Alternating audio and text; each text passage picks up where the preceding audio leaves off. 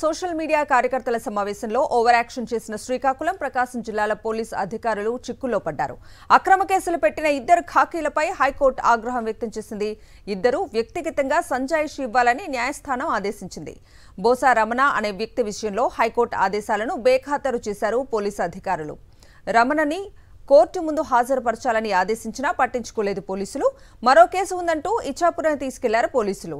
తమ ఆదేశాలను ధిక్కరించడంపై హైకోర్టు ఆగ్రహం వ్యక్తం చేసింది. ప్రకాశం, శ్రీకాకుళం జిల్లాలకు చెందిన సీఐలు వెంకటేశ్వర్లు, చెన్నం నాయుడుకు నోటీసులు జారీ చేయాలని రెండు జిల్లాల జిల్లా జడ్జిలకు హైకోర్టు ఆదేశించింది.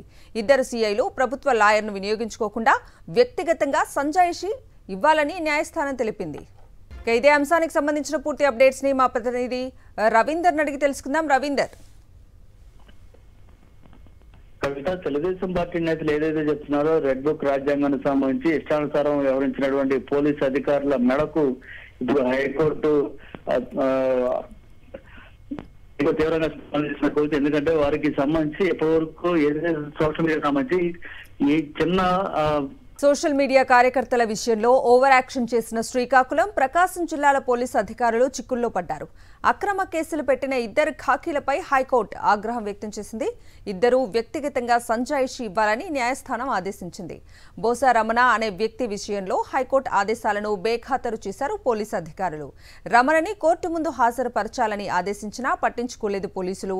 మరో కేసు ఉందంటూ ఇచ్చాపురం తీసుకెళ్లారు పోలీసులు. తమ ఆదేశాలను ధిక్కరించడంపై హైకోర్టు ఆగ్రహం వ్యక్తం చేసింది. ప్రకాశం, శ్రీకాకుళం జిల్లాలకు చెందిన సీఐలు వెంకటేశ్వర్లు, చెన్నం నాయుడుకు నోటీసులు జారీ చేయాలని రెండు జిల్లా జడ్జిలకు హైకోర్టు ఆదేశించింది. ఇద్దరు సీఐలు ప్రభుత్వ లాయర్ను వినియోగించుకోకుండా వ్యక్తిగతంగా సంజాయిషి ఇవ్వాలని న్యాయస్థానం తెలిపింది. పూర్తి అప్డేట్స్ ని మా ప్రతినిధి రవీందర్ అడిగి తెలుసుకుందాం. రవీందర్, కవిత, సోషల్ మీడియా యాక్టివిస్టులకు సంబంధించి పోలీసులు ఓవర్ యాక్షన్ చేస్తున్నటువంటి పరిస్థితి కదా 7-8 నెలలుగా మనం చూస్తున్నాం. ఈ నేపథ్యంలోనే హైకోర్టు చాలా సీరియస్ గా స్పందించిన పరిస్థితి ఉంది. ప్రధానంగా ప్రకాశం, శ్రీకాకుళం జిల్లాలకు సంబంధించినటువంటి సీఏలకు హైకోర్టు చాలా తీవ్రంగా ఆగ్రహం వ్యక్తం చేయడంతో పాటు వారికి సంబంధించి సంజాయిషి ఇవ్వాలంటూ కూడా ఒక నోటీసులు కూడా జారీ చేసినటువంటి పరిస్థితి. ప్రధానంగా బోసా రమణ అనేటువంటి ఒక సోషల్ మీడియా యాక్టివిస్ట్ సంబంధించి నవంబర్ 7వ తారీఖున ఆయన ప్రకాశం జిల్లాకు సంబంధించినటువంటి పోలీసులు అదుపులో తీసుకున్నారు. ప్రభుత్వానికి సంబంధించి కొన్ని ప్రశ్నలు వేస్తూ అతను సోషల్ మీడియాలో పోస్ట్ పెట్టారన్నటువంటి కారణంతో ఆయన ప్రకాశం జిల్లా పోలీసులు అదుపులో తీసుకున్నటువంటి పరిస్థితి. ఆ నేపథ్యంలో ఆయన భార్య 11వ తారీఖున హైకోర్టును ఆశ్రయించింది. తన భర్తను పోలీసులు అక్రమంగా తీసుకెళ్లారని, ఎక్కడికి తీసుకెళ్లింది, ఏ పోలీస్ స్టేషన్ తీసుకెళ్లింది కూడా చెప్పకుండా, కనీసం ఏ కేసు నమోదు చేసినా కూడా కుటుంబ సభ్యులు చెప్పకుండా వేధిస్తున్నారంటూ రమణ భార్య హైకోర్టుని ఆశ్రయించింది. ఆ సమయంలో హెబియస్ కార్పస్ పిటిషన్ కూడా దాఖలు చేసింది. ఈ నేపథ్యంలో హైకోర్టు స్పందించి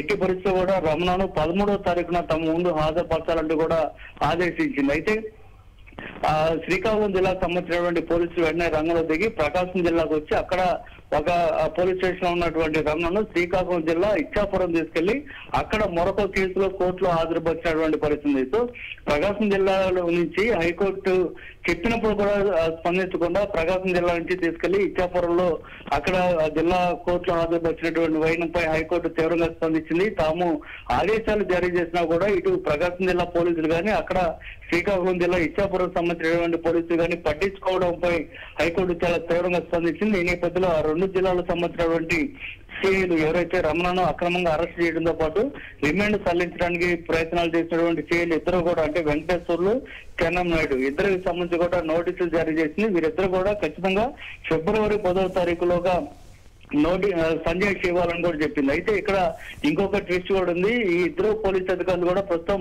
ప్రభుత్వంలో ఉన్నారు కాబట్టి ప్రభుత్వానికి సంబంధించినటువంటి లాయర్లను ఇద్దరు సీఏలు వినియోగించుకోవడానికి లేదని కూడా హైకోర్టు చాలా స్పష్టంగా తన తీర్పులో వెల్లడించింది.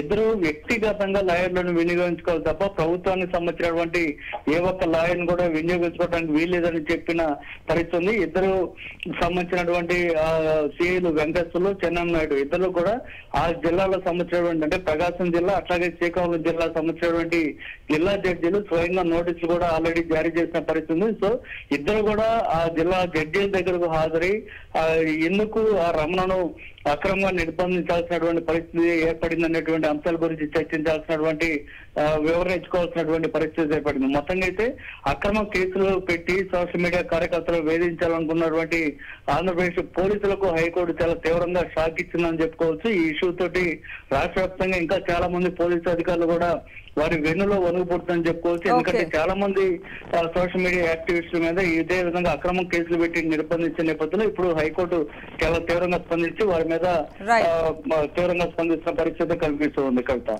Right Ravinder, thank you.